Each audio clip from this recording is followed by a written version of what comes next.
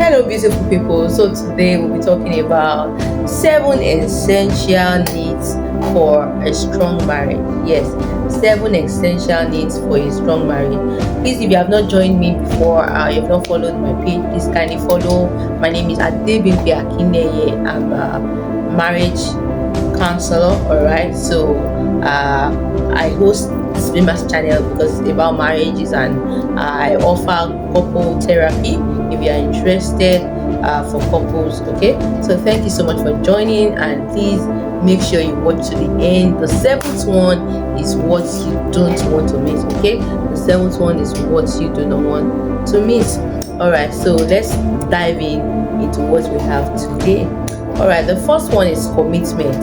In order to have a strong marriage, there is need for you to be fully committed to that marriage. Yes, or else when things arise, you might want to give up and say you're no longer interested in that marriage. Yeah. So, but when you are truly committed, it allows your partner to respect you, not only respect you, but to believe you. All right, and also create a space for a lasting marriage. All right, this will actually end that marriage. All right. Yes. So then the second one I'll be talking about is regular sexual intimacy. It's very important.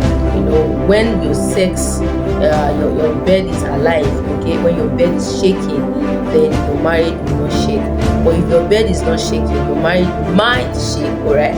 So yes, so one of my guy used to say that when your bed is not shaking, then the marriage can shake. So very important for you to take that seriously as well. All right, so remember, you should not stab one another as regards to conjugal bliss. All right, so the third one I'll be talking about is submission. Submission is very important. All right, submission is very important, and when submission comes in as an entity for the home, there is need for the two of you to take note of it.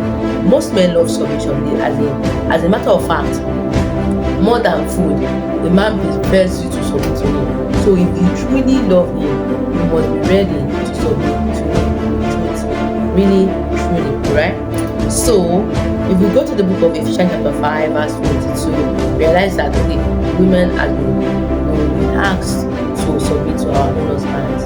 And also if we go to 21, it was talking about the importance of submitting to one another. Okay, there's also an importance of the two of you submitting to one another in that marriage, as not in that marriage, as or in the body of Christ. Okay, and if you can do that in the body of Christ, it means that you should be able to do that even like, I don't mean like maybe submitting to your wife or something, but some sort of respect, some sort of honor, some sort of good deeds towards one another. It's not such a bad thing, right?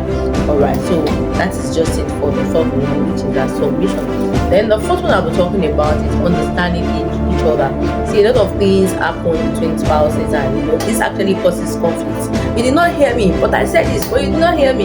You always like your own to be heard. What about mine? Are you saying I don't have the right word to say? Are you saying I don't have a point? This actually causes a lot of discrepancies or havoc in the home, which is actually not needed most times. So understanding your spouse is very important. Try and understand them. I think it was one of my programs. I used to host programs for marriage. So if you're interested, you can call me as regards to that. I was talking about the needs of the man and the needs of the woman. So try and understand one another. Okay, respecting one another. Okay. So the fifth one I'll be talking about is having right intentions towards one another. Yeah, it's very important for the two of you to have right intentions towards one another, or else it will turn back to manipulating one another. If you don't have good intentions towards your spouse, just realize that you are having the wrong thought towards them. So please, you have to be mindful as regards to that. Number 6 I'll be talking about is stand against secrecy in that home. Yes, there's something that can actually uproot a marriage very fast. It is blackmail, especially when there's a secret outside that you cannot share. It's better for you to share it, alright? When the two of you can understand yourself, and an outsider bringing it, and those outsiders, they don't mind if your home scattered. They don't care, as a matter of fact, and what they want is they just want to disrupt that. The Bible was saying, let no man put asunder. So the two of you should be close enough to be able to share your secret, so that when things arise, even if you are really at fault, it's still better for you to open up to your spouse At most you'll be angry, but at least it's the two of you. So even the blackmailer that is outside wants to blackmail. You just say, you can go ahead, go and tell my spouse. Why? Because you know that you told them. They won't want to even get it like, oh, that's actually still you, so that means it's not that important. Do you understand? So the seventh one, which is the most powerful one, is that you should have a strong prayer altar as a man or as a woman. The two of you should have a strong prayer altar. Yes, you can have a strong prayer altar separately, but the unity is very important. See, most marriages are going through this place of marriage altar as a prayer altar in their marriages. This is very key as it's affecting marriage. I will not lie to you. See, there's power in unity, and of course, aside from that, when the two of you come together as one, right? You are standing against the vices of the wicked, and the devil does not have a choice than to flee. Does not have a choice than to flee when the two of you are working together in unity and regards to praying together. Really, every woman desires that. I think I was watching a program where I listened, or I just picked up the program. The man was like, oh, everyone wants their husband to pray with them. I don't know why this actually keeps happening in most marriages. It happens a lot. Alright, so what is the solution to this? Men realize that men, it's even if it's 5 minutes, 5 minutes. I think it's very much more.